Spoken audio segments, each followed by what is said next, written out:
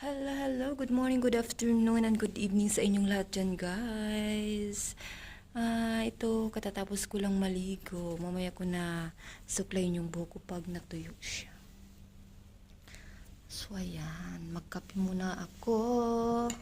Kape muna tayo, guys.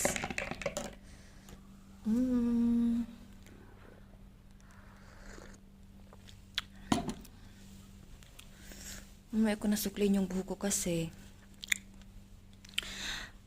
pag tuyo na siya, saka ko na siya suklay.